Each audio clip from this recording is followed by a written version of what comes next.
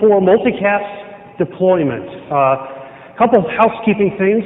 First of all, glad you're here. Second thing, if you could try to move forward. They've asked me to ask you to try to move forward if you can. That would be, that way I can see you better. There's these lights in my eyes and all that good stuff. Second thing is, as I'm talking, please go to the microphone and interrupt me. Don't wait for me to see you. I probably won't. So do interrupt me. I'll be glad to take your questions as we go along, and should have some time afterwards to talk about some questions as well. So my name's Bill Nickless. I'm from the Argonne National Laboratory, just outside of Chicago. The access grid in the upper left-hand corner of my slides is the project I've been working on for the past year and a half. It's essentially a video teleconferencing system that's a architectural statement rather than a furniture statement. It is also integrated with big computers and their applications and so forth. The thing about the access grid is we've intentionally designed it for a number of reasons to require IP multicast across the wide area. So I got involved because I'm pushing multicast out there. My colleagues sometimes call me the multicast bully because they'll take a place that needs multicast and they'll point me at them. I'll call them up and say, hey, your multicast is broken. I can help you.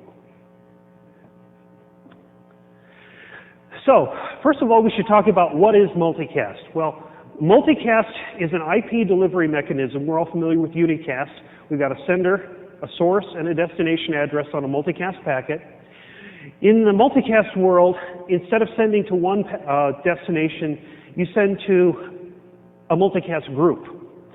And the intervening routers between your sender and all the receivers who are interested, they all conspire. You know, this is Steve Deering's word. I really like it.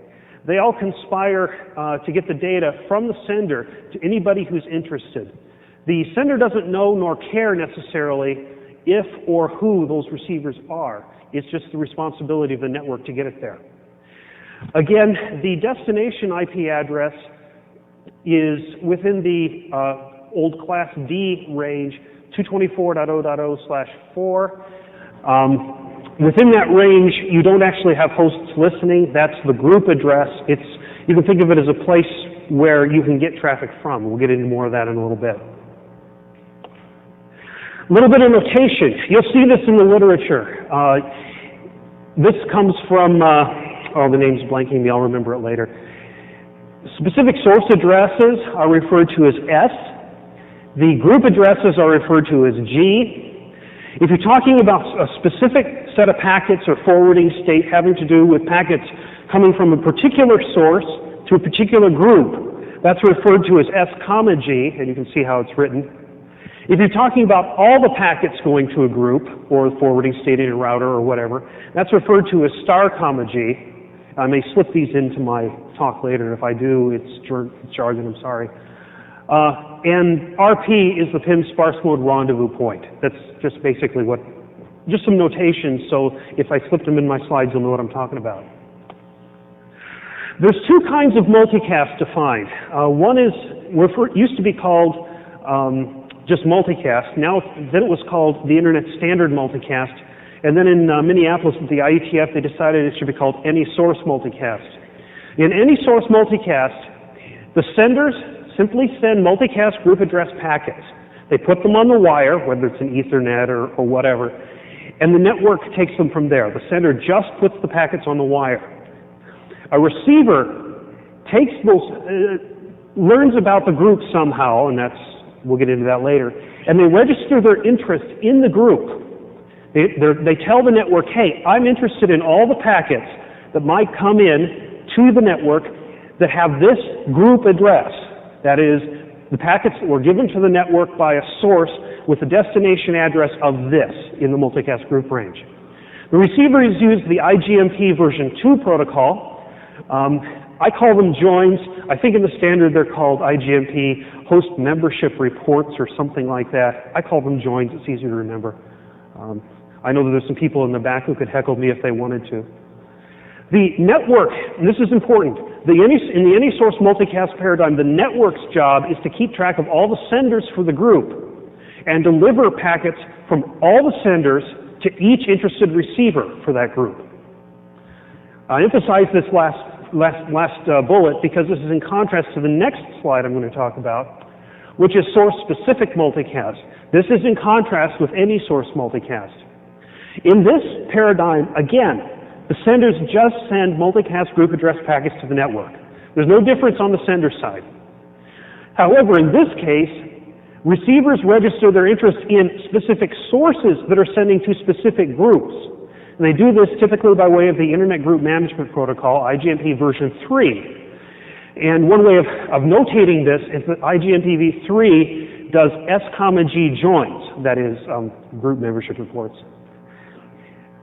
The network does not need to know where all the sources are because the receiver is telling the network, hey, I want the traffic from this source that's addressed to this group. The receivers are responsible for specifying which sender's traffic they want to receive. This is the crucial difference. In Any Source Multicast, it's the network's job to keep track of where all the sources are for a group.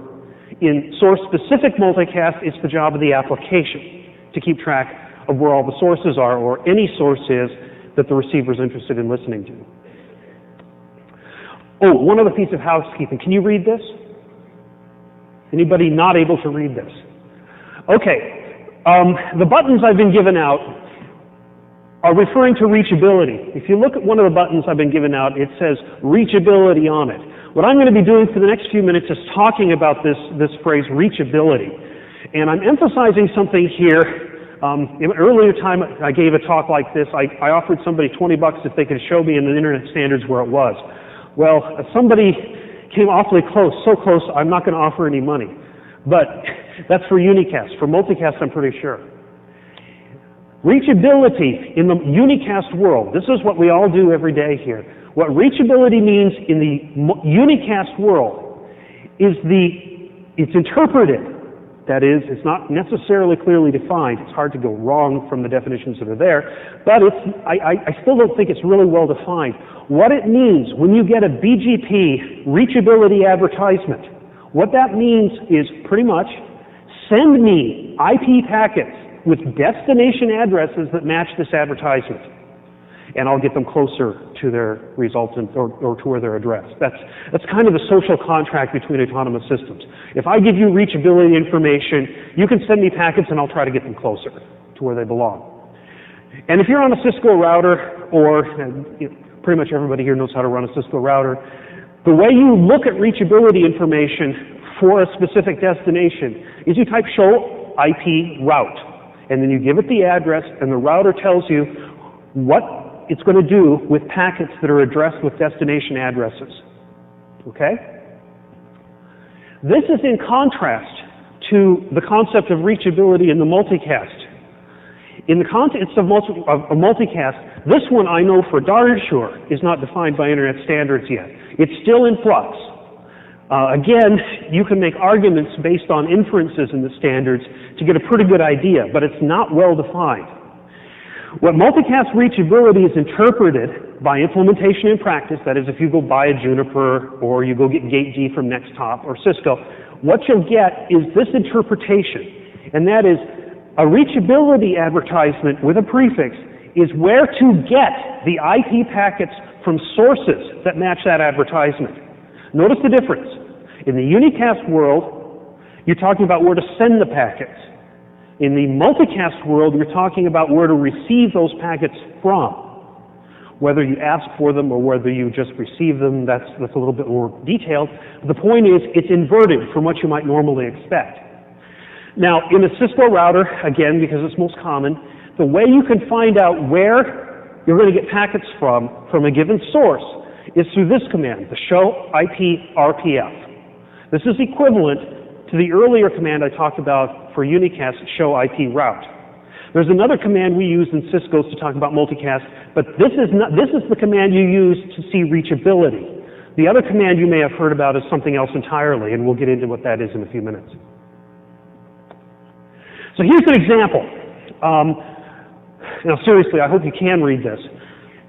What I did is I took the machine that I run my screen session on back at the lab, and I ran netstat -rm. This is a pretty typical Linux box. You can see on the first line, you've got headers and so forth. The first line talks about the reachability for the interface. In this case, the interface has an IP address of 140.221.11.103. There's no gateway. That doesn't make any sense in the context of an interface. Its net mask is a /32 because, again, this is an interface. It has a single host route, or is a single route. And you can see which interface is associated with. It's ETH0, Ethernet 0. You know, if it was multi-homed host, it would have different options, but anyway. Now, the second piece of reachability information this particular host has is the subnet to which it's directly connected. As it happens, this machine is connected to a network that has a net mask of /22 because of the number of hosts on it. As you can see, the base address for this prefix is 140.221.8. Again, there's no gateway involved. This is the local network. Its net mask, as I said, is a /22. The flag is U for the network. And again, if it wants to get packets to 140.228.0/22 destinations, it's going to go to ETH0. The next line is pretty standard on pretty much any Unix box or any IP host really. If you want to get to the 127 network, you go to the loopback device. It's always internal. Nothing strange here. And skipping one line, we look at the last one, 0.0.0 with the net mask of 0.0.0. That's the default route. Here the gateway makes sense because that's the default route to the outside world, 140.221.11.253. You know, that's an HSRP address for a couple of routers. You all know the drill. Again, but this time we have a gateway address, a gateway flag, and an interface. It says if you're going to go to that gateway, you use that interface. This sounds pedantic, but I'm setting the stage to explain the next to the bottom line here. The next to the bottom line is the multicast line, okay, where we have the reachability information for multicast. The reason we know it's multicast is because where it says destination, it's 224.0.0.0, and the net mask is the /4. What this is telling the kernel is if you're interested in multicast traffic, where you go to get that traffic is that Ethernet interface. This has nothing to do with where the traffic is sent. It has, well, it may have something to do with it. But the point is, it's more important to remember that this is where the multicast traffic is going to come from. In fact, this is one thing that was not in the standard Linux distributions that we had. We have to put this static route in there to tell the kernel, if you're going to get multicast traffic for your clients that are running on your, on your platform, you have to get that traffic from the Ethernet interface. That's where you talk IGMP version 2, in this case, out of. This is reachability on the host side. Again, we have the duality here. We have the where does the traffic come from and where does the traffic go to, depending on whether you're talking multicast or unicast. Here's an example of reachability for on the Cisco box. Okay, this is my border router. Kiwi is its name. Here, the border router is a couple hops away from the host I was talking about, but I'm going to talk about reachability in terms of unicast right now. So I do the show IP route, and I put the IP address in for the host, and we get the sort of standard stuff we're used to seeing. It happens that I'm running OSPF. You can see the distance, the metric, all that good stuff. It's got a gigabit Ethernet interface. It heard it, 3 hours ago or whatever. And when it wants to send a packet somewhere, it's going to send it by way of gigabit Ethernet 5/0, and it's going to send it to the next hop, which is 140.221.20.124. That happens to be the IP address of the intervening router. Again, no rocket science here. This is what we're used to doing on a day-by-day basis. On the other hand, if my router says, I need to get traffic from 140.221.11.103, this is how I find out where this router is going to get that traffic from. It's a different command, show IP RPF. In this case, it tells me that it's going to get the traffic from interface gigabit Ethernet 5/0, no surprise, same sort of thing. The RPF neighbor is this router that we referred to earlier. The route and mask, it tells me where I got that information from. In some cases, you may have divergent unicast and multicast paths. In this case, we don't. And some other information. Emphasize here, the unicast and the multicast paths may diverge, and you use different commands to look them up. Unicast, you use show IP route. Multicast, you use show IP RPF to find out what that topology is. Okay, some of us may have heard of the old M-bone. Some of us may still be on the old M-bone. The slide here used to be why the M-bone should go away, and somebody yelled at me and they were right. The old M-bone is an excellent first approximation. This hadn't been done before, and so it's really hard to fault the people who started it. The M-bone architecture used tunnels to get multicast traffic across a unicast-only network, the old internet. The routing was done, again, this was an experiment, it was done by user space daemons run on general-purpose Unix boxes, typically Sun 3s.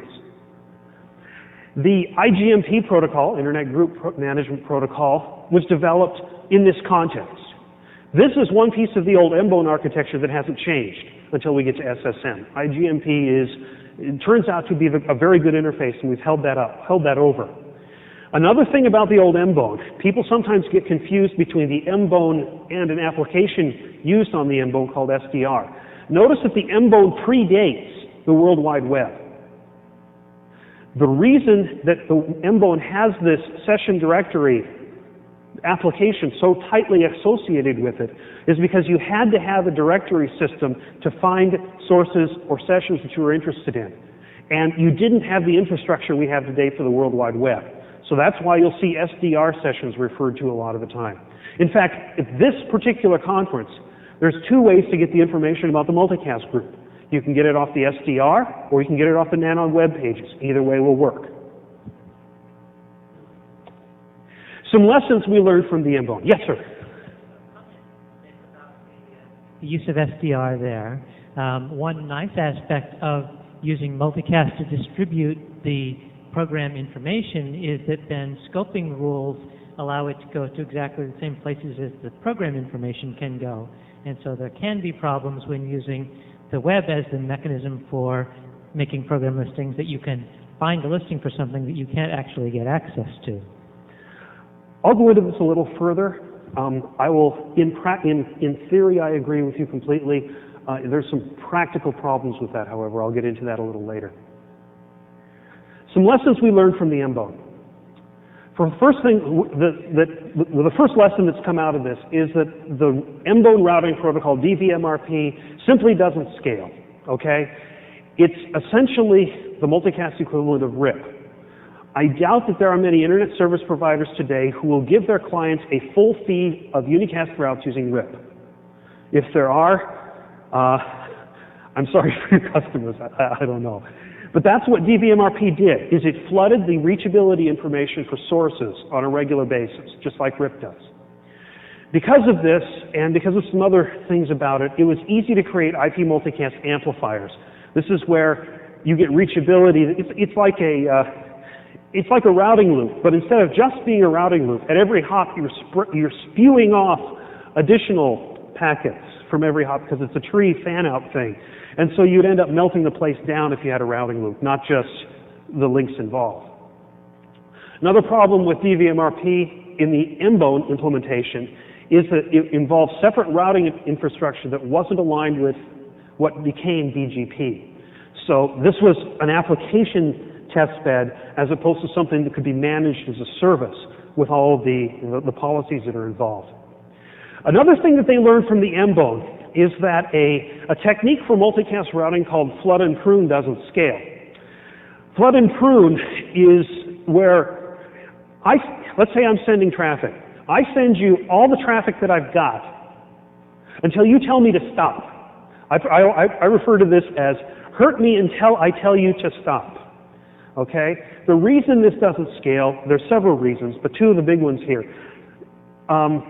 It's not sensitive to the available bandwidth. Okay? I will keep sending you traffic regardless of whether you have receivers that care, whether or not it oversubscribes your links. It doesn't matter. I just send you the traffic until you tell me to stop on a regular basis. And the second reason is that in this situation, the failure modes are horrible. If your router can't handle this kind of traffic, if it can't keep up with this kind of traffic, if it can't send you the prunes because it's overwhelmed or crashed or something, you're just going to keep getting the traffic, and you're going to be stuck in this stable state of being down. This is not a good thing. So it requires downstream routers that are powerful and smart enough to be able to send all the prune messages necessary. This is a feature of a flood and prune protocol. Examples of a flood and prune protocol are PIM Dense Mode, and again, the original implementation of multicast routing, DVMRP. DVMRP did both the reachability and the forwarding, and it had these problems with it. So some of the lessons that have been applied to this. The Multicast Border Gateway Protocol, and I got the wrong slides. Oh, no I didn't. This is not the Multicast Border Gateway Protocol, this is the Multiprotocol Border Gateway Protocol. I forgot to update this. The Multiprotocol Border Gateway Protocol, it provides reachability and policy control for multicast routing, just as it does for unicast routing. You have all the knobs ranging from length comparisons to AS path length comparisons to local pref to metrics. All of those things are available to you with the Multiprotocol Border Gateway Protocol. Second thing you need is a forwarding scheme. That is actually how you move packets from one autonomous system or one router to another. And the protocol that has ended up sort of winning the Darwinian evolution battle here is the Protocol Independent Multicast Sparse Mode, or PIM Sparse Mode. Where Protocol Independent Multicast, the protocol independent refers to the fact that it's independent of the underlying reachability protocols. So you can run PIM over a network that uses any other reachability protocol underneath. This is again in contrast to DVMRP, where DVMRP had a combined reachability and forwarding protocol. Features of PIM Sparse Mode include listeners receive traffic only when they want it. They have to do something affirmative to get traffic, and they have to continue to do something affirmative to get traffic. Second thing that the PIM does, again, sort of like DVMRP, it forms a multicast distribution tree. That is, you start with the sender, and you go from the sender to the local designated router, and as necessary, you get a branching structure, a tree, that distributes traffic from the sender to all the receivers. A feature of this tree is that no more than one copy of the packet needs to traverse any edge on that tree, which makes for very efficient distribution and packet replication in terms of link bandwidth requirements. M-BGP is good, PIM Sparse Mode is good. The thing with PIM Sparse Mode is it only scales so far, typically within an autonomous system. So what you need is another protocol to distribute the knowledge of all the available sources in the internet, and so a protocol called MSDP, or the Multicast Source Discovery Protocol, was developed. Multicast Source Discovery Protocol is a way for PIM Sparse Mode rendezvous points to talk to each other, to tell each other where the active sources are, so they can form these trees between PIM domains. A PIM domain is a set of routers that share a PIM rendezvous point. We'll get into this in a little more detail later. So, drilling down a little bit further into each of these protocols, Multiprotocol BGP comes from RFC 2858, where it adds the MP REACH NLRI attribute to BGP. What this does is it identifies a reachability advertisement as whether it's unicast, whether it's multicast, or for efficiency, whether it's both. There's 2 bits and 0, 0 is undefined. So that's got to get you your 3. As I said earlier, when implemented in a router, you get all the standard BGP machinery for choosing reachability that you're going to use and forwarding it to your peers and all that good stuff. It's just exactly the right thing you need for scalability of reachability information in an internetwork of autonomous systems. Another thing to be aware of is that multi-protocol BGP routes can be independent of, that is, the topology of reachability can be different between unicast and multicast. So you may decide that some set of your peer autonomous systems you'll only exchange multicast with, or that you'll only exchange unicast with. This is actually pretty common. Some of the research networks have considerably more open peering policies for multicast traffic than they do for unicast traffic. I'm not going to try to figure out why, but that's just the way it is. And this supports that model, where you have differences between your multicast and your unicast peerings. It allows that topology to be generated and used in two separate ways. So to configure multi-protocol BGP, I'll go through these slides reasonably quickly, but I've got configuration information here for Cisco, for the next top technologies GateD, as well as for Juniper. So you can get a flavor for what do you have to do to bring up reachability, multi-protocol BGP reachability communication. So differences here. On the second line, you add the NLRI unicast multicast, which tells the router, hey, this prefix that I'm putting into BGP will be used for both unicast and multicast. You tell it on your neighbor statement that you're going to be exchanging unicast and multicast routes. The rest of this is standard stuff, description, VBNS, soft configuration. And then you have a route map and for inbound and outbound. When you go to see what the route map looks like, what I'm showing here is that you can treat the inbound and outbound prefixes differently. You can set them to different values if you wish. You can filter out prefixes from unicast and not from multicast or vice versa. You can set different MEDs or local weights or local prefs, whatever you want to do. Let's see, access list 50 is the list of prefixes. I used that in the earlier config or the earlier, and here's a prefix list again that I used in the route map. These slides are in the talks also, we'll skip by them. For GateD, it's a similar sort of situation. You're basically telling it you're going to be speaking M-BGP,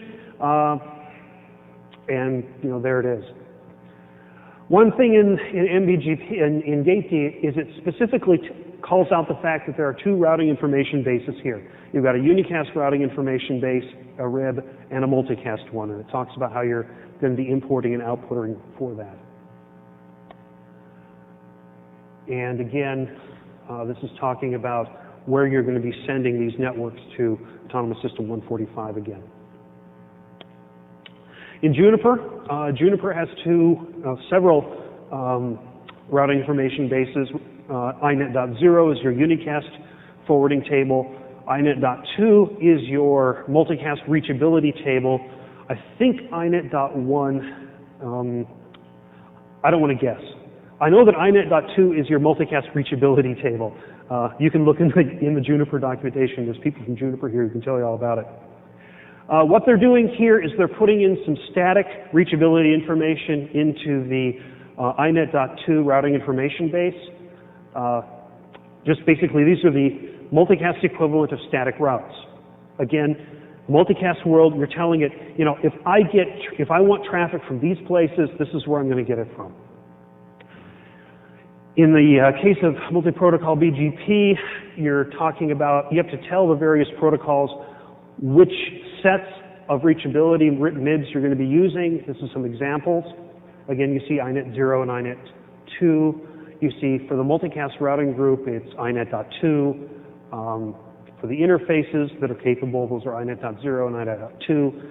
You can get into more detail about this. What you need to take home from this is that there are two tables of reachability information. Here's where you set up a peer if you have a Juniper. In protocol BGP, this is a peering between one of my peers in Argonne where I work. We've got the policy, who you're going to accept, what prefixes you're going to accept from them, what prefixes you're going to announce to them, what their peer autonomous system is, what their IP address is. Again, this is very similar to a unicast peering. You just have a couple extra statements to make sure that multicast reachability information is being turned on. When you want to look at this, Cisco also has two sets of reachability information that you can look at. In Cisco, if you want to look at the multicast reachability from BGP, you use show IP M-BGP commands as opposed to show IP BGP. Show IP BGP is unicast, show IP M-BGP is multicast. So here's an example of running show IP M-BGP sum. I've taken out all but one of them. You can see the typical stuff, the neighbor, the version, the autonomous system, yada, yada, yada, and the number of prefixes you've received. These prefixes, again, are multicast reachable prefixes. If you do it without the M and BGP, in the case of, at the time, there was a lot more. I'm not sure what the differential is anymore. I haven't looked. If you want to look at a specific prefix, again, this is sort of standard stuff. You do show IP M-BGP to look at a specific address to see what reachability information you have for it. As you can see here, we've picked number 2. where it's coming from VBNS to, I think that's SOX, but I could be wrong, 104.90. And we've picked that reachability information over the longer autonomous system path information from AS24, the NASA network there. You know, for obvious reasons, it's a shorter AS path. On a Juniper, you want to do the same sorts of things. You do a show BGP neighbor, and you give it the IP address of the neighbor. You get a bunch of information, but the key thing you want to look for in this is the NLRI is advertised for INET unicast and INET multicast. For the session, it's INET unicast and multicast, and that you are, for table INET.0, which is your unicast, and INET.2, you are receiving prefixes from your neighbor that go into both ribs. That's, you know, what you do to look at a peer. Here's another example, just like the Cisco one. This isn't my router, so I was able to use my host address. You can see that they have quite a few paths, multicast reachable paths to get to me. The one they're choosing is the direct path, AS path 683. They could go by way of Abilene, 11537, just to me. They could go by way of VBNS to me. They could go by way of their campus network to me, or they could go by way of Vario to me. You know, that's the reachability information they have. And again, in situations like this where you're multi-home, you need BGP to make the decision for you in terms of reachability. I don't have a gate key monitoring slide, I'm sorry. Move on to PIM Sparse Mode. Multiprotocol BGP gives you the reachability information. This is a relatively static topology, if you will. Now when you want to talk about actually moving packets around, the protocol you use for this is, well, that is typically used for this is PIM Sparse Mode. Somebody a couple of weeks ago asked me if PIM is a Cisco thing. The answer is very much no. It's an RFC, it's a standard, it's implemented by a bunch of people. You can get it from a lot of different vendors. RFC 2362 defines sparse mode. One of the nice things about PIM Sparse Mode is there's no activity in PIM Sparse Mode until either a host starts transmitting traffic, at which point you have to do some PIM stuff, or if a host subscribes to a group. If neither of those things happens in your network, you don't get any PIM Sparse Mode activity. That means a few things, one of which is that you can't debug it if you don't have sources and receivers. In PIM Sparse Mode, you define a rendezvous point in order to distribute the knowledge of the active sources. You have to have a rendezvous point that gets the information about all the sources and redistributes it down a shared tree for each group. So that's what PIM Sparse Mode does, is it creates a shared tree rooted at the rendezvous point, which is defined typically by configuration. There's some automatic ways to define where the rendezvous point is. I prefer configuration for reasons we'll get into. Given enough traffic being sent to the rendezvous point, well, what happens is that the traffic gets from the source to the designated router on the local network. It's encapsulated to the rendezvous point, then down the shared tree. If you get enough traffic, the rendezvous point says, hey, everybody, look, don't get the traffic from me, get it from him. He's the one sending it. And so everybody then does source-specific joins towards that source. This is called a source-based distribution tree, and typically enough traffic to trigger the creation of these is typically anything greater than 0. It just works better that way.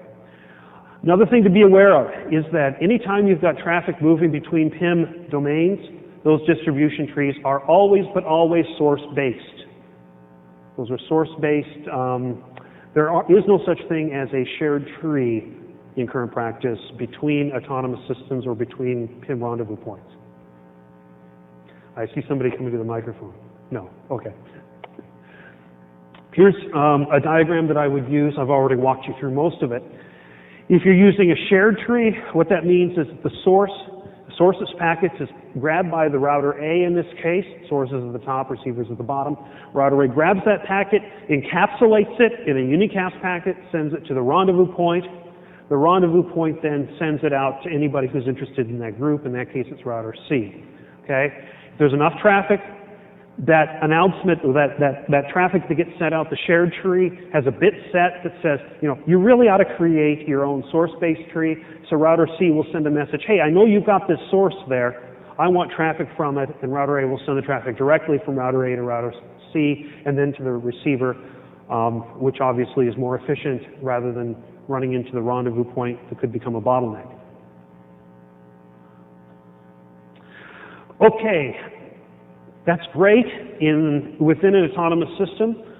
If you've got a bunch of autonomous systems, you want the rendezvous points in those autonomous systems to be able to communicate the knowledge of active sources. In order to do that, we use a protocol called MSDP. This one isn't yet an RFC. It's real close. Last I saw, we were either entering or in the last call stage. It may have gone actually out of the last call stage. I haven't been following closely. It's being done out of the MSDP working group of the IETF, and there's the draft if you want to go read it. Currently, it only covers IPv4. There's some talk that IPv6 should be done a different way. That's still under discussion. Again, the rendezvous points communicate amongst themselves to find the active sources. And then once they have the active sources and they have interest within their domain for those sources, they send PIM Sparse Mode joins toward each other. Those are Source Specific Sparse Mode joins towards each active source. And then that's how they graft on to the internet-wide distribution tree for that source and that group in the internet. I should also say a couple things about MSDP that aren't on my slides. One of them is that the MSDP connections between autonomous systems or between PIM rendezvous points are TCP. They're not UDP like other things. And MSDP also follows the reachability information typically from Multiprotocol BGP, like PIM Sparse Mode does. So it's a flooding protocol, but the flooding is extremely constrained. It should not flood the knowledge of a given source more than once a minute.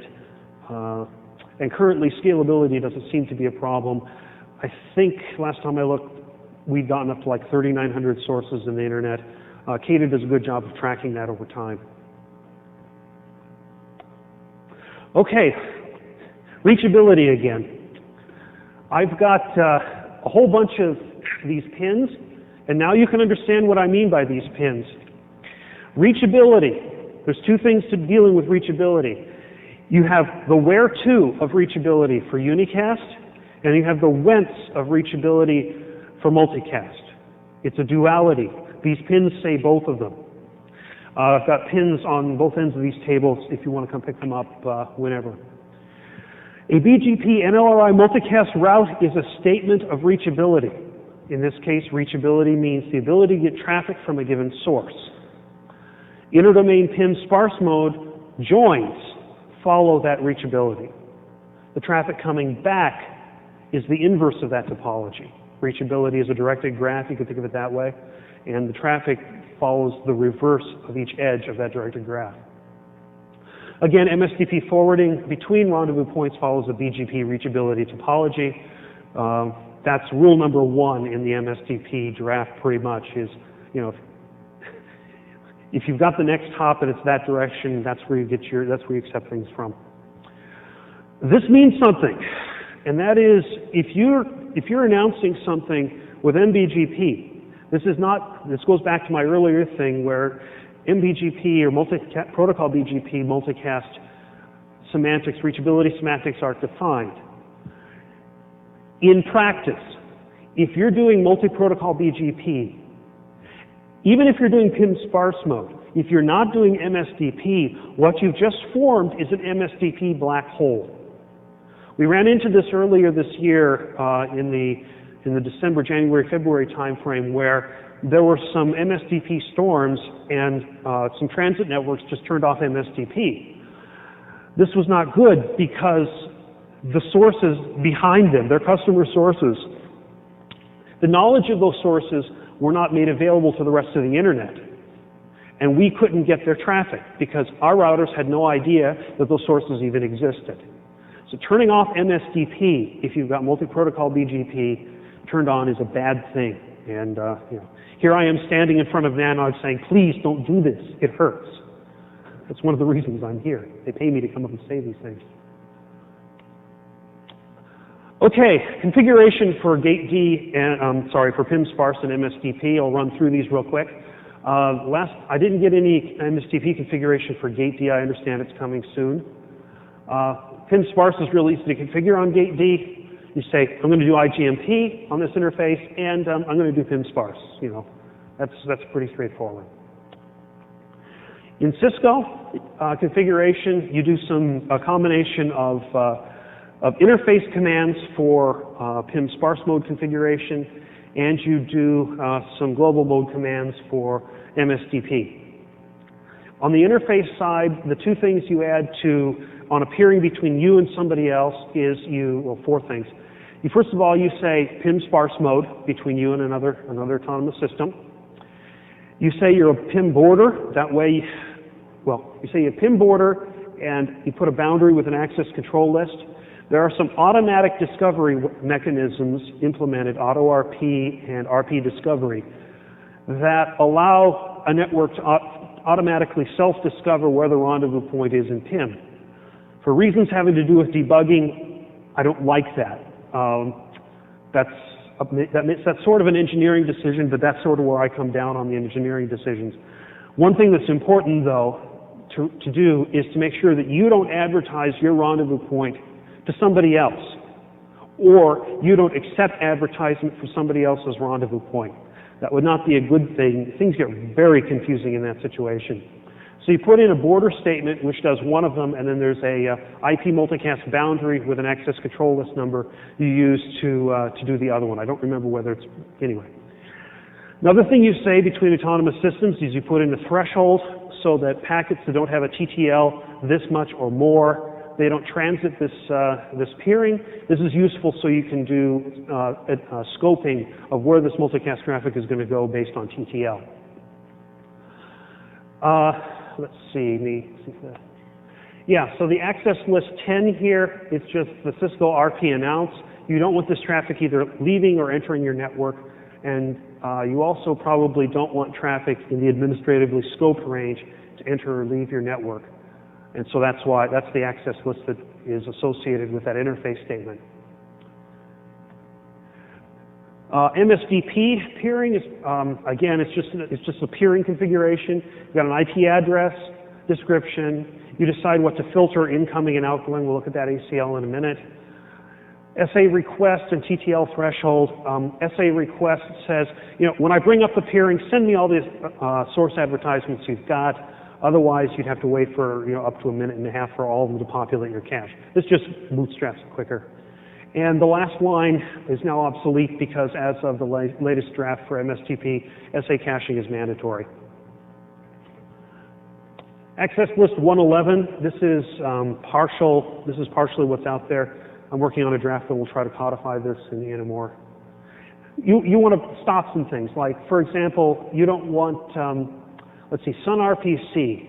You probably don't care to do an RHU minus A and get everybody in the internet. Just, maybe you do. I don't want you to be able to, okay? Another one down there is the old SGI dogfight. I really enjoy that game. Unfortunately, the tradition of filtering this happened when that was just too much traffic for the internet. Nowadays, the people who put SGI dog there would probably be filtering all the. Do you know that there's now an implementation of Quake that uses multicast so you can watch players in a tournament? That would probably get put on there because it's at the same level. Some other things you want to deny. You want to deny the administratively scoped areas, assuming you want to control the administratively scoped areas within your autonomous system. That's an assumption. You want to filter the Martians, and then after that, you want to accept any. You might, if you're not a transit network, also only permit outgoing addresses that you own as sort of a belt and suspenders approach. Okay, I don't have all the details on Juniper. MSDP lets you do the same things, but we'll go through the PIM and MSDP now. For PIM, you have to tell PIM which routing information base group you're going to use. You tell PIM in Juniper, and I don't have the Cisco stuff, but you should do the same thing in Cisco. You say the rendezvous point is going to be local and its address is going to be, in this case, on the border router. And you say all the interfaces should run PIM version 2 sparse mode. Again, pretty straightforward. For MSDP, again, use the multicast routing group, RIB group in this case, and this shows a peering between this router and my network. You have a peer and you have a local address. The local address in this case is the rendezvous point address. From this, you can probably figure out where this router is. MSDP also in Juniper lets you apply import and export policies here, which is highly recommended. It's just I don't have that example here yet. Okay, again, how do we monitor each of them? How do we look at them and see which ones are, how am I doing time? How do we look and see how things are going? First thing you want to do with MS is make sure that MSDP has actually come up. On Cisco, you can do this with the show IP MSDP sum, and you can see the peer addresses there. In this case, this was my peering with VDNS AS145. Peer address stayed up. This is good. It's been up for a day and 12 hours. It's been reset 11 times since I set up the peering, and you'll do the DNS lookup on the name. In Juniper, it's a very similar command. It's if you want to look and see if the peering is up, it's a show MSDP peer.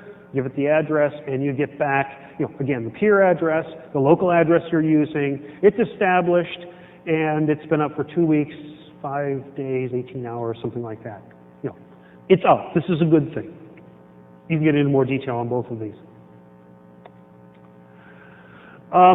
Next thing you want to do, if in fact you've got MSDP up, you want to make sure that you're getting active sources. That is, you've got reachability information that's being properly interpreted. On Cisco, you do a show IP MSDP SA cache. In this case, I'm looking up a particular multicast group. I get lots of entries there. The entries here, we need to go talk about just a little bit. We see these two addresses in parentheses. That's the S, G I was talking about, the source and the group. MSDP tells you the source and the group of an active source. It also tells you the rendezvous point that generated this source announcement. So that's the third address. One thing that's commonly not understood with MSDP is that the reachability information that MSDP uses is not the source. It's the rendezvous point that generated the advertisement. This is important if you're setting up MSDP, so you make sure that your rendezvous point address is actually advertised by you for multicast purposes. Otherwise, your MSDP peers are going to drop all your stuff on the floor, and that's not a good thing. Again, the M-BGP AS145, that's just a lookup in the reachability table. And from this, it looks like that source has been active for 3 hours and 40 minutes. And that source will expire in 5 minutes and 3 seconds unless we hear another announcement of it. And in this case, if you do this right now, you'll get a bunch of these. In Juniper, you can do the same. The equivalent command is show MSDP source active, and then for group, and this is a different group. Again, you get the group address, you get the source address, you get the peer from which this was heard, and the originator is the rendezvous point that originated this in the first place. So as you can see, this router is getting this announcement from 4 of its peers, but they're all coming from the same rendezvous point.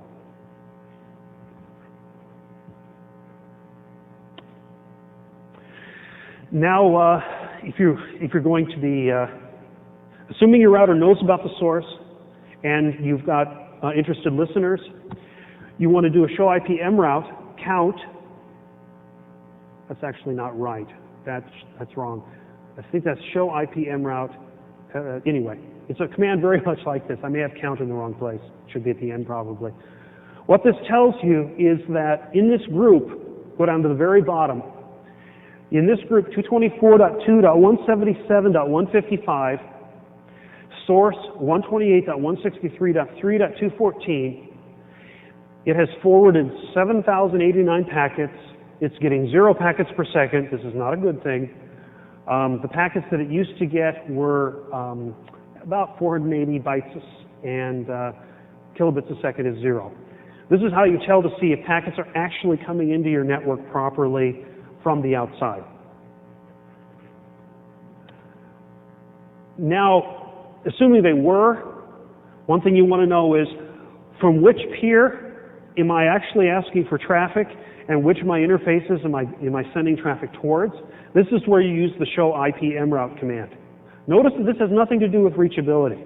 This has to do with actual packet forwarding state. Don't confuse show IP route with show IP mroute. They're orthogonal in function. In this case, looking again at this source, the source is 128.163.3.214 in the group 224.2.177.155. This state has been there for 3 hours, 55 minutes. It's going to go away in 3 minutes if there's no traffic. Flag M, meaning it was created by MSDP. T is it's a source-based tree, which is sort of the way they've all got to be because it's an MSDP thing. The incoming interface. This tells me that the traffic should be coming in on ATM 3/0.145. I happen to know this is my peering with Abilene, Autonomous System 145.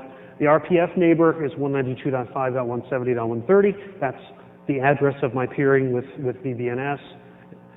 And it shows me that this router has received requests for traffic from that source on 2 of its interfaces, ATM 0216 and ATM 0200. So this router is receiving, if it were to receive a packet, it would come in on the ATM 3/0145 subinterface.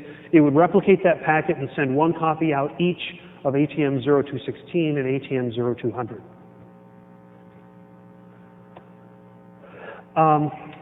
Juniper has a very similar command, of course.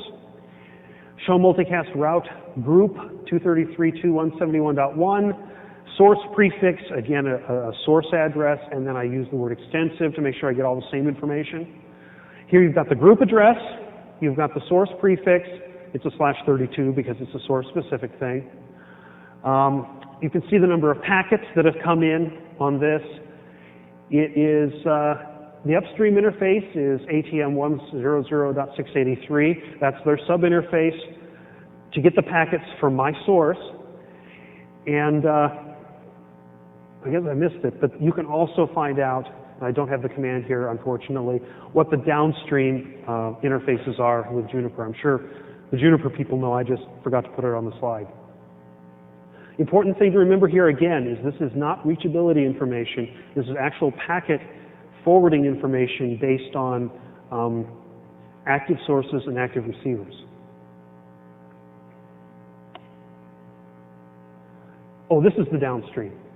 So if you want to see who has sent you joins for sources, use the show PIM join command, and it tells you the upstream interface is and the downstream interfaces are. Going back to this one, the useful thing is I've run the same command twice. You can see the packets are coming because the packet count is higher in the upper one than the lower one. So you just use the up arrow return to make sure the packet numbers are incrementing. Here you can see where they're going to and where they came from. Show, PIM, join, etc. Okay, some tips. Somebody said that an expert is somebody who's made all the mistakes in a very narrow field. Here's some tips from somebody who's made a lot of mistakes. On an ATM peerings, this is best done with point-to-point subinterfaces as opposed to point-to-multipoint. One way to sort of think about this is in a point-to-multipoint subinterface, what you're doing is you're emulating a multi-access network. In a multi-access network, the PIM Sparse Mode protocol requires you to elect a designated router. What this really is a bunch of point-to-point interfaces. A designated router needs to be able to see all the traffic in the multi-access network. So I'm not even sure what a designated router in the context of an ATM exchange point is. There are some extensions to PIM Sparse Mode that allow you to use, I think it's called NBNA mode or something like that. My experience, this is my experience talking here, is that it's better to do this with point-to-point subinterfaces, and my experience is you don't have to interact with your peers in order to make all of your unicast connections point-to-point. It's a little longer in the configuration, but when you go to turn on multicast, it's very much simpler to debug and operate. Another thing to be aware of, MSDP source active messages are essentially just PIM register messages. Somebody may complain to you that your autonomous system isn't sending them MSDP source active messages. This problem may not be on your border router. Chances are this problem is at your designated router right next to your source. There are some, unfortunately, there are some bugs in designated router implementations where they stop sending PIM registers, which means that border routers stop sending source actives, which means the rest of the world doesn't know to start sending joins towards you.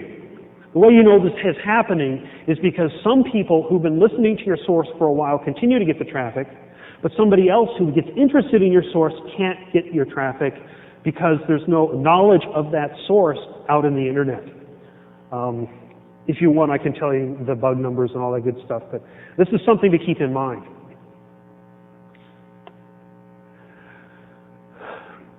MSDP encapsulates data in its source active messages, just like they were encapsulated in the PIM Sparse Mode.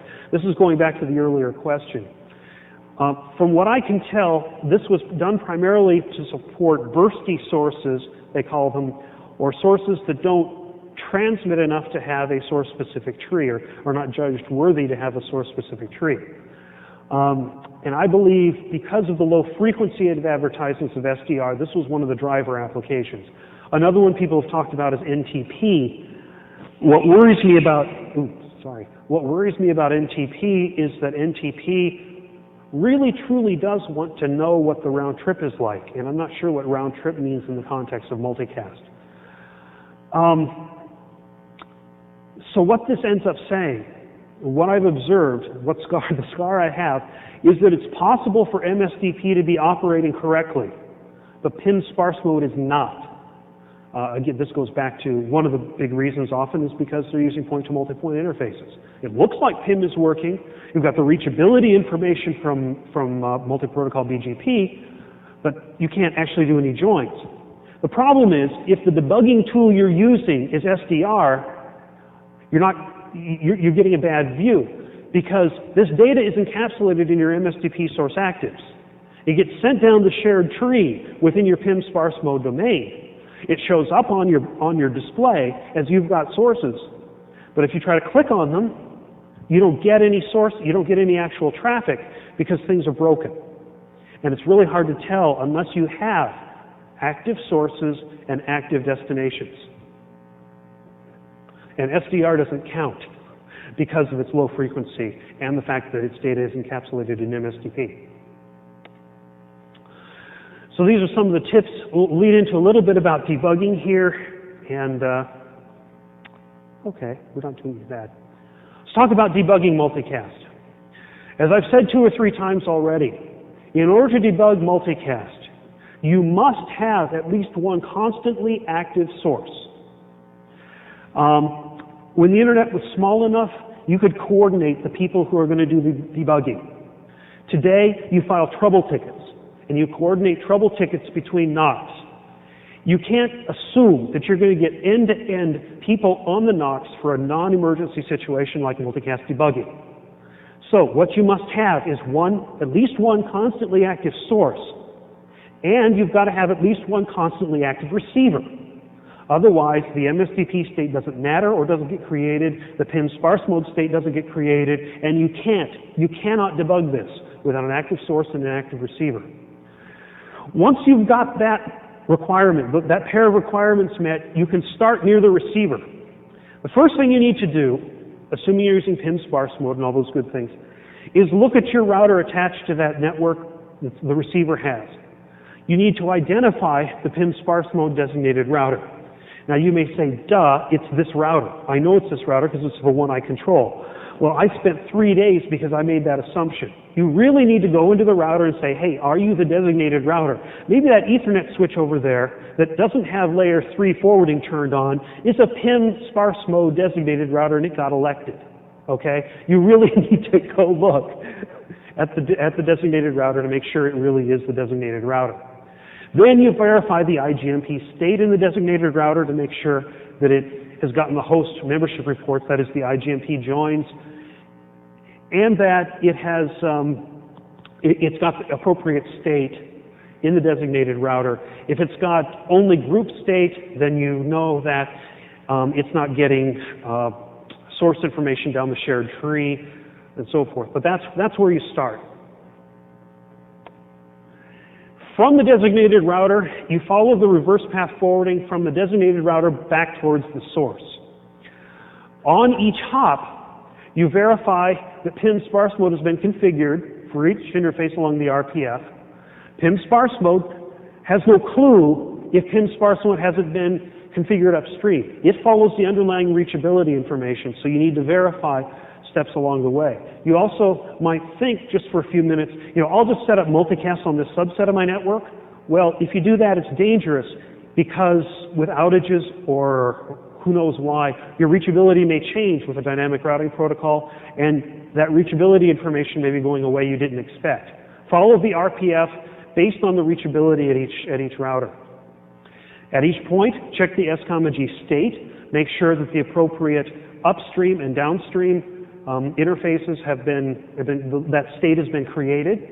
And check the S-G packet counters on each router. There are situations where routers will have PIM Sparse Mode state, but the layer 2 infrastructure between them isn't working properly, and the packets are getting dropped on the floor. So check both the state and the counters at each hop, and you'll eventually find where the packets aren't being forwarded.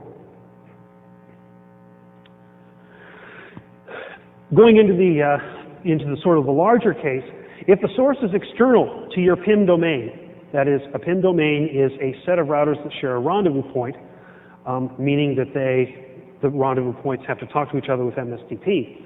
If the source is external to your PIM domain, first of all, the first thing you do is you go to your rendezvous point and you verify that you have an MSDP source active for that source. If you don't, that's your problem. You got to get one.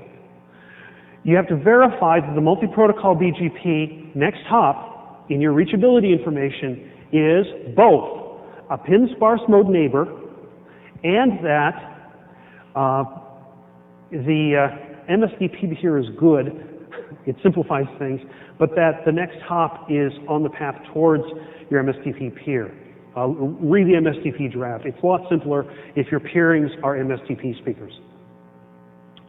Also, verify that you're actually choosing the NLRI equals multicast route or reachability as your preferred RPF path. There are ways to screw this up in configuration. BGP distance if you're in a Cisco, picking the wrong rib if you're in a Juniper. Be sure, verify this. Okay, outgoing. Let's say you're transmitting and somebody wants to hear you. What if nobody can hear you scream? Verify that the S-G shows up at your rendezvous point. That's the first place to look. Verify that if it's not, you've got problems, go back to the designated router, make sure it sees the traffic and so forth, and is properly encapsulating to the rendezvous point, et cetera, et cetera. Verify that your rendezvous point is MSDP announcing the source and that it shows up in your peer's MSDP SA cache. When somebody calls your NOC and says, yo, I'm not getting this source, your question to them is, are you seeing the MSDP source active from me? That should be your first question in return.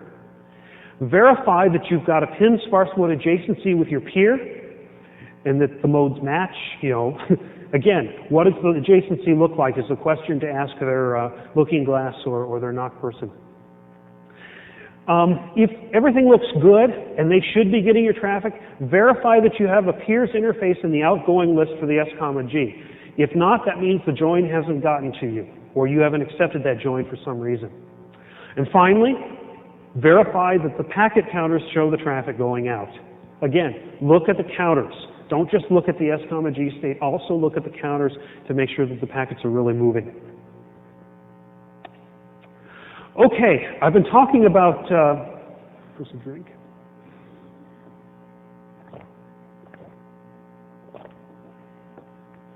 I've been talking about the need for active senders and active receivers. When I first got involved with the access grid, the kind of questions I got from my network users were, I can't hear somebody over there. I can't see their video. And then they would go to lunch and expect me to fix it while they were at lunch. I can't do that because they turn everything off. What we needed was the ability to have a static source and a static receiver that we could query and know what the reachability, the actual packet reachability looked like. Reachability, I'm using in the wrong sense here. So the good folks at DAST created this for us. We collaborated with them and they generated this for us. You can get this It's written in Java at that URL. I highly recommend it. It's in Java, so it runs anywhere. What you end up doing is this goes to a web page. Or rather, the server there puts out HTTP and HTML. What you end up with is a matrix. Each beacon does three things. It transmits continuously on a multicast group. It puts packets on the wire, 10 packets a second. The other thing it does is it receives packets from that group. It's an active receiver. The third thing it does is it sends information about who it's receiving back via unicast to a central repository that you can query with a web browser. This lets you tell somebody, for example, when I first got involved in debugging access grid, I called the networking people at a site and I said, your people aren't seeing the traffic from the outside. And they said, well, they're just not sending. We've got multicast set up and it's working great. And it was kind of hard to argue with them because how can I give them real data to tell them there's nothing there? Well, what I can do here is if you look at number 3 here, in that situation I would go to them, and it wasn't, by the way, it wasn't ARSC that I had this discussion with. But in the case of ARSC, what you can see is a horizontal line that's gray. What that means is that they aren't hearing incoming traffic from anybody but themselves.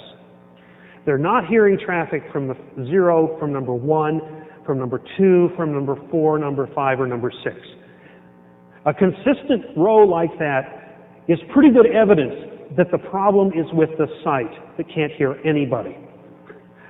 And you can use this, you can point to another NOC or to another application people and say, look, you're not receiving anything, you've got a problem to work on, okay?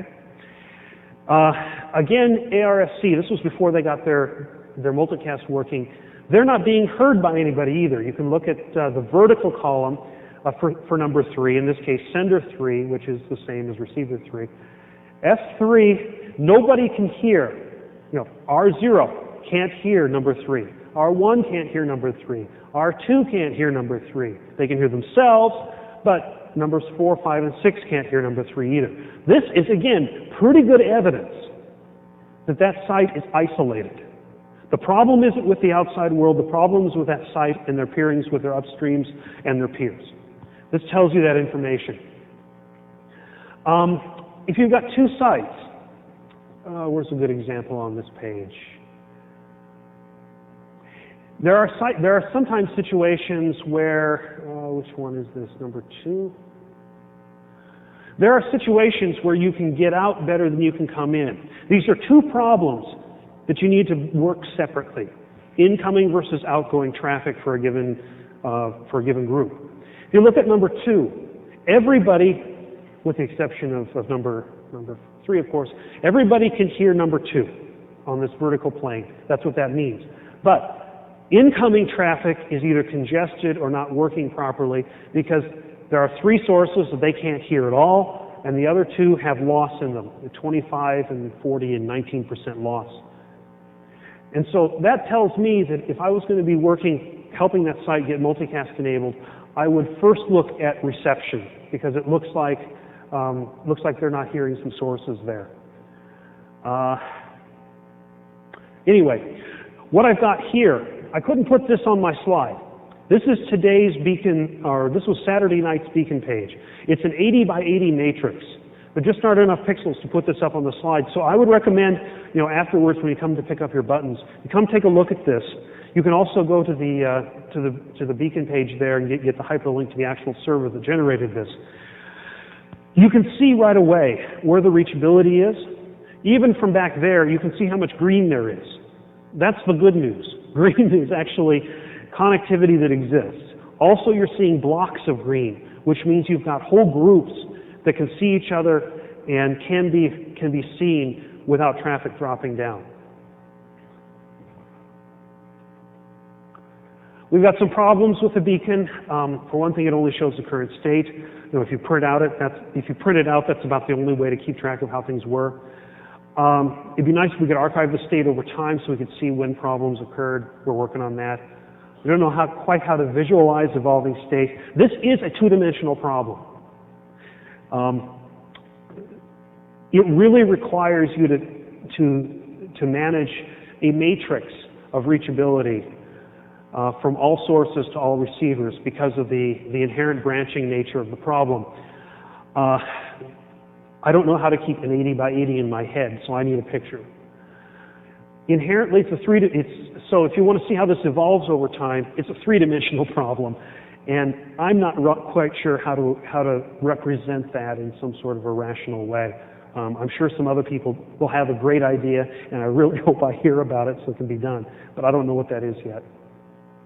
We had some problems when we hit 40 beacons. We pretty much resolved those.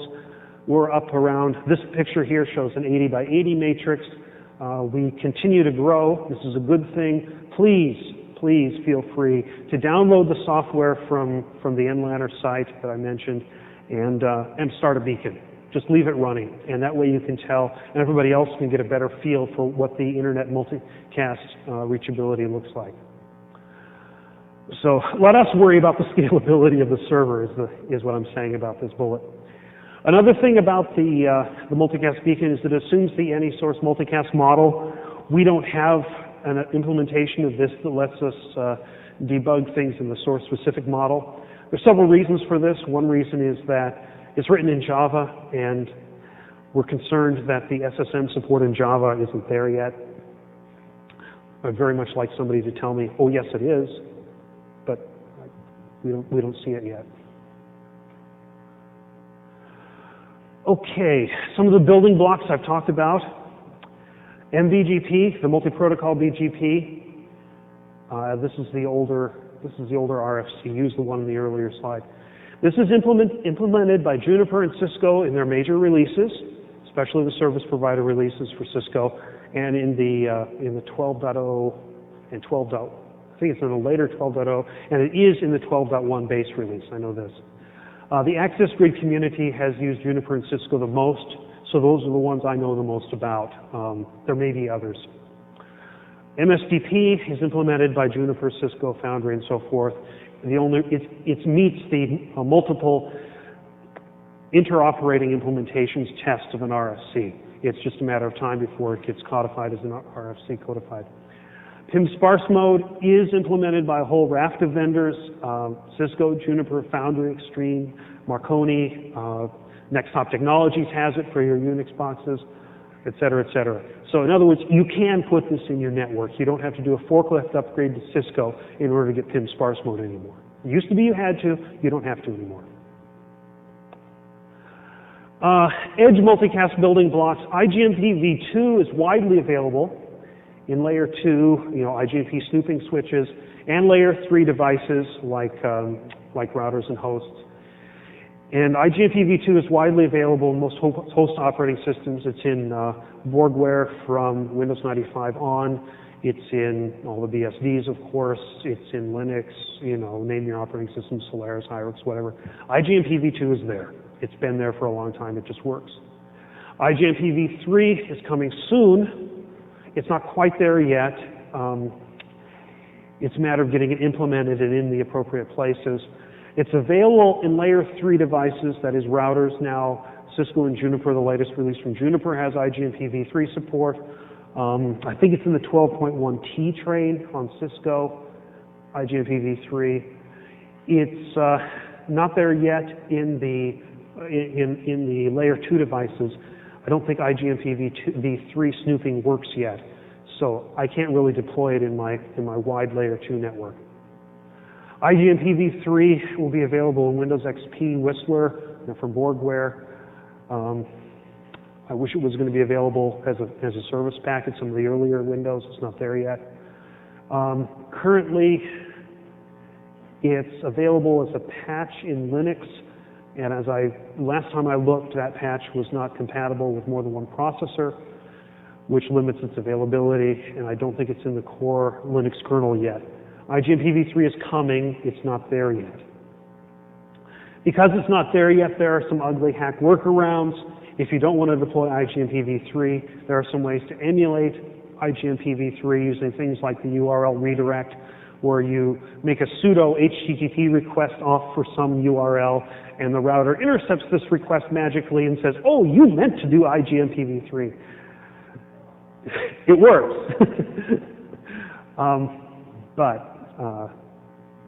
It works. That's all I can say. North American, we are in North America, of course.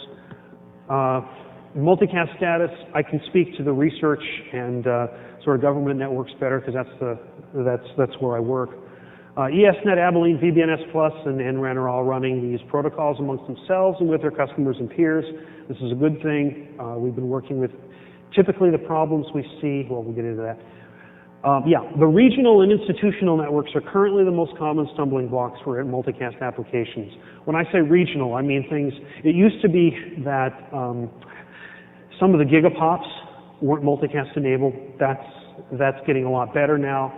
I'm finding that the institutional networks, like within a university or within a national lab or within a company, just are the most difficult stumbling blocks. A lot of reasons for that. One of the best reasons for that is that they've worked very hard to find an integrated piece of routing code that'll do all of their protocols, AppleTalk, DECnet, IPX, make your list. And they really don't want to have to go through the test process to add another version of code that may break something else in their network. That's a good reason. A less good reason is because they have routing boxes that can't be upgraded, either because they don't have enough memory or they've been engineered or their vendor doesn't do PIM Sparse Mode right. We've seen those. And of course, we've seen them that I'm just overworked, I don't have time. We work around that as well. There exist some meeting points. One, my colleague Linda Winkler, she works right around the hall from me. She's one of the engineers on StarTAP in Chicago. Come to StarTAP if you're an international, and multicast is available there, just like all the other services from StarTAP are. The international and commercial networks are coming online. You'll see some, on this reachability, you'll see some other networks. Vario is running, we've got a peering with Vario. I think I mentioned them earlier with this other router. And I think SprintLink, if I'm not mistaken. Anyway, there's Marshall Eubanks of Multicast Technologies handles the commercial side of the world a lot better than I do. I can tell you about the research networks better than the commercial side. Good news is we're seeing more and more penetration of multicast into the provider networks. That's what I had to say. I'd be very interested in hearing your questions, comments. Feel free to come up and grab some pins. They're on both ends here. Now that you understand what these pins are saying, I'd be very grateful if you could wear them around and tell other people what they mean when they ask what this sort of opaque saying is. Also, feel free to come up and take a look at this reachability graph. And I'm glad to take questions. Jerry Anderson, Level 3. If you were a customer going to a service provider and you wanted to buy multicast, what questions would you ask and why? As a matter of fact, I've been asked that question. And the first question I would ask is, how are you providing it? Or are you providing multicast? There's a company that's taking the access grid technology, is trying to commercialize it, and they're finding that one of the biggest barriers to commercialization of the access grid technology is the lack of multicast from commercial providers. I would just make sure that they're running the current multicast protocols. If you're doing a standard BGP peering with your customer, make sure that your upstream provider you're evaluating also does PIM Sparse and M-BGP. If your customer wants DVMRP, think that question equivalent to your customer wants RIP from you. Okay, it's just it just doesn't match what the real world is these days. Does that help? Okay. Anybody else?